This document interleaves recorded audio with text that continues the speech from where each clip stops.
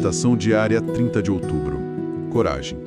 A nossa fé recém-descoberta funciona como um alicerce para termos coragem no futuro. Texto básico, página 104. Narcóticos Anônimos não é lugar para medrosos. Encarar a vida em seus termos, sem uso de drogas, nem sempre é fácil. A recuperação requer mais do que trabalho duro, ela requer uma dose generosa de coragem. De qualquer modo, o que é coragem? Uma rápida olhada no dicionário nos trará a resposta. Temos coragem quando encaramos e lidamos com qualquer coisa que pensamos ser difícil, perigosa e dolorosa, em vez de fugir dela. Coragem significa ser valente, ter um propósito, ter força interior. Então, o que realmente é coragem? Coragem é uma atitude de perseverança. É disso que um adicto em recuperação realmente precisa: perseverança.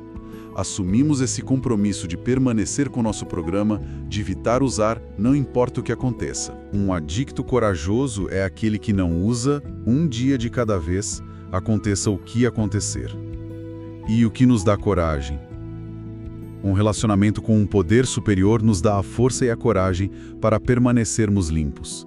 Sabemos que, contanto que estejamos sob os cuidados de nosso Deus, teremos o poder de que precisamos para lidar com a vida nos seus próprios termos.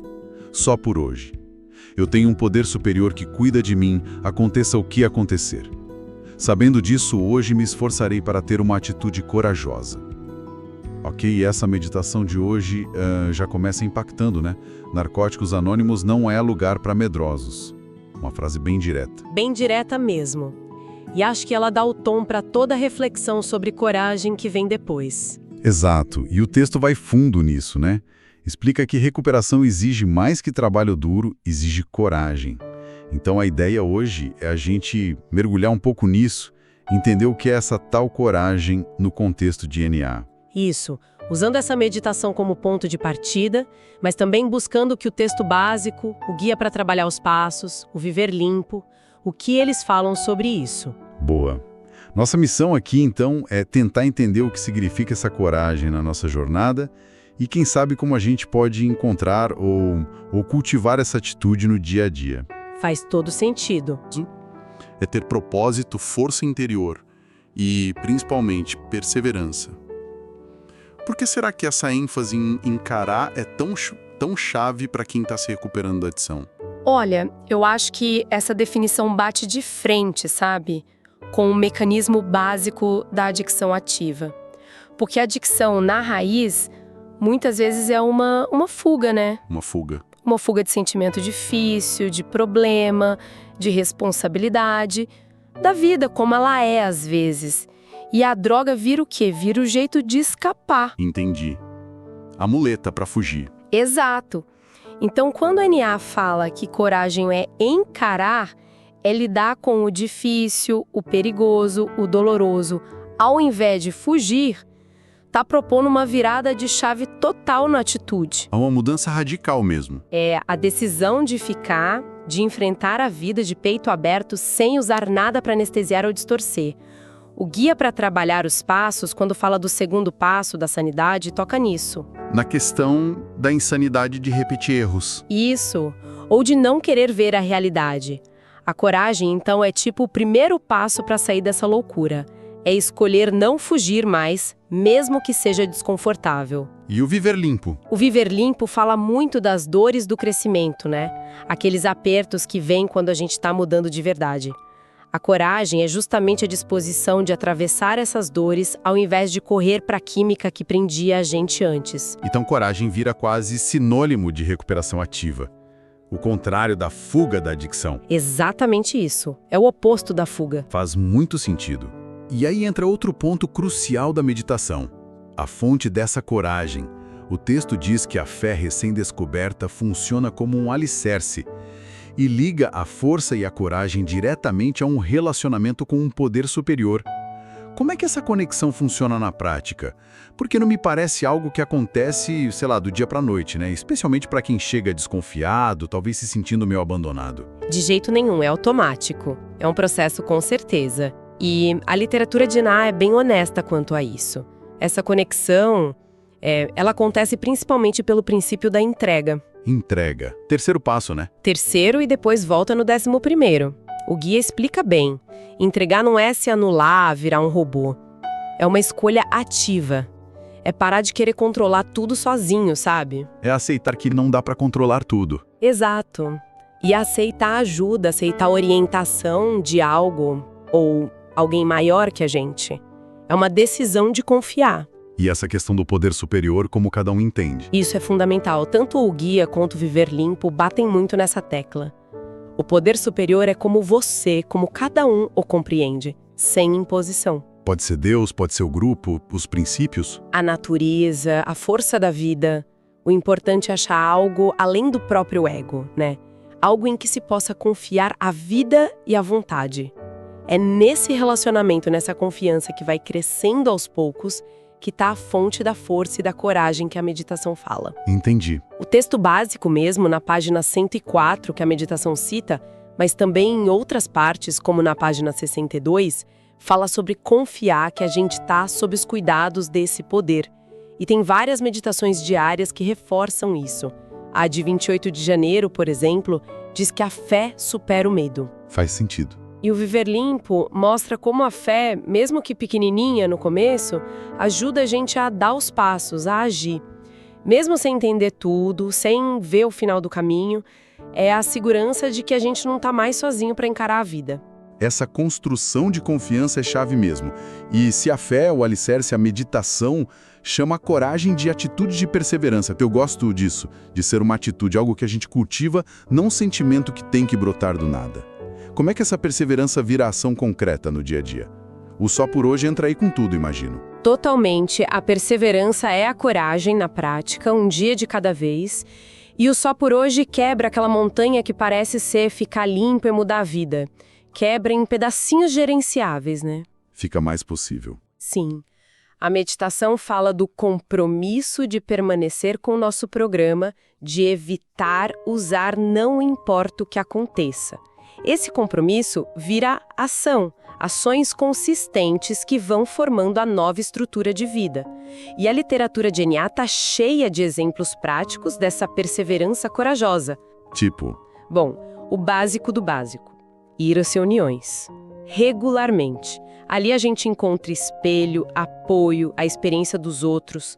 O Viver Limpo, várias meditações, tipo a de 6 de setembro, falam como essa conexão com a Irmandade é vital. Ir para a reunião, especialmente no dia que não tá afim, que tá com medo, com vergonha. Isso já é um ato de coragem, de perseverança. É verdade. Muitas vezes a gente não quer ir, mas vai. Exato. Outra coisa fundamental, trabalhar os passos. Eles são o caminho da mudança por dentro. E olha, encarar um quarto passo, fazer um inventário honesto, precisa de coragem para olhar para a coisa que a gente preferia esconder, né? Citar coragem. E a manutenção disso, 11º. Isso, a prática diária de olhar para si, de se conectar com o poder superior. Como o guia e algumas meditações, tipo a de 19 de janeiro, sugerem, é manter essa atitude corajosa no dia a dia. E o papel das outras pessoas do programa? O padrinho, a madrinha? Importantíssimo! Manter contato com o padrinho ou madrinha, pedir ajuda, ser honesta sobre as dificuldades, ouvir umas verdades talvez a gente não queira, isso exige coragem e humildade. Com certeza. O guia Viver Limpo, meditações como 9 de janeiro, 8 de fevereiro, falam disso. E construir laços honestos com os companheiros, partilhar, apoiar, tudo faz parte dessa atitude. E tem mais alguma coisa, assim, do dia a dia? Talvez a prática mais ampla de todas seja a honestidade. Ser honesto consigo mesma, com o poder superior, com os outros, mesmo quando é difícil, quando é inconveniente.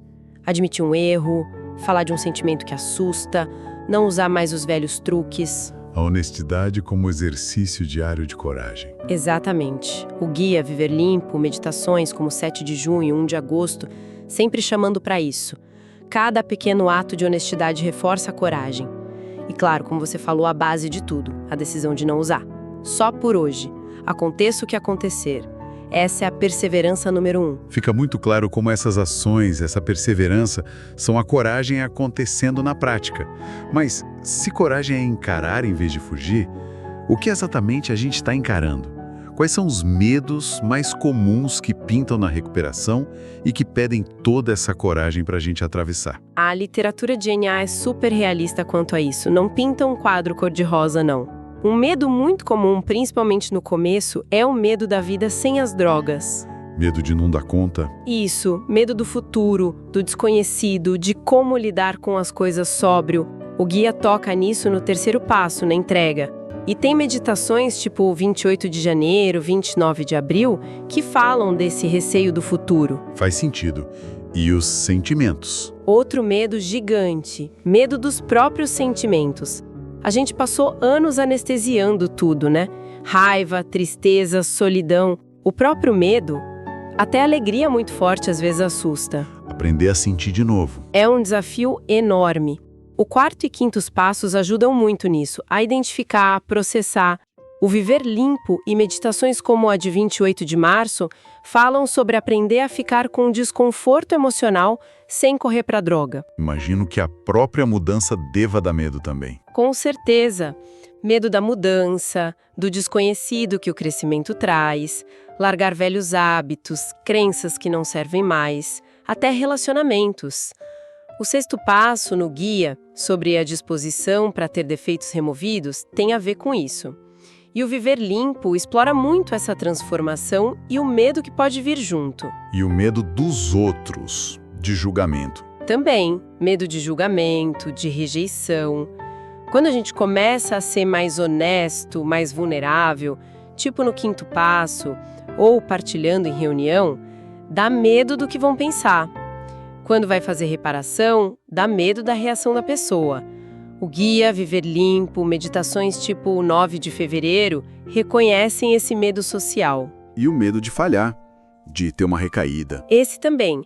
Medo de não conseguir ficar limpo, de não ser bom o bastante na recuperação, na vida. O Viver Limpo fala dessa pressão e da importância de se aceitar. É uma lista e tanto de medos. Mas a mensagem final não é de ficar paralisado por eles, né? O que as fontes dizem sobre como lidar com tudo isso? Não, de jeito nenhum a mensagem é de desesperança, muito pelo contrário. O ponto central é: os medos são reais, sim, fazem parte. Mas o programa de NA dá as ferramentas para a gente atravessar esses medos sem precisar usar. Não é eliminar o medo, é agir apesar dele. Exatamente. É encontrar a coragem, que é essa atitude de perseverança, de encarar para agir apesar do medo. As ferramentas são os passos, a irmandade, o apoio nas reuniões, o padrinho ou madrinha e principalmente essa confiança que vai crescendo no poder superior. Usar o que o programa oferece. Isso. O Viver Limpo, meditações como a de 10 de novembro, falam sobre usar as ferramentas. A fé no cuidado do poder superior, como o texto básico lembra, e a meditação de hoje reforça, é o que nos dá força para não deixar o medo tomar conta. A gente aprende que dá para sentir medo e mesmo assim fazer o que precisa ser feito. Isso é coragem na prática. E isso me faz pensar numa coisa bem prática, para o agora mesmo. A meditação termina dizendo: hoje me esforçarei para ter uma atitude corajosa. Pensando em tudo isso que a gente conversou, coragem como atitude, como encarar, como perseverança nutrida pela fé. Que coisinha pequena, concreta, alguém poderia fazer hoje para cultivar essa atitude? Algo simples, talvez. Especialmente se a pessoa não está se sentindo nada corajosa naquele dia. Qual seria um primeiro passinho, assim, baseado nesses princípios? Queridos ouvintes, ficamos por aqui. Lembrem-se, mais será revelado. Tamo junto, só por hoje funciona.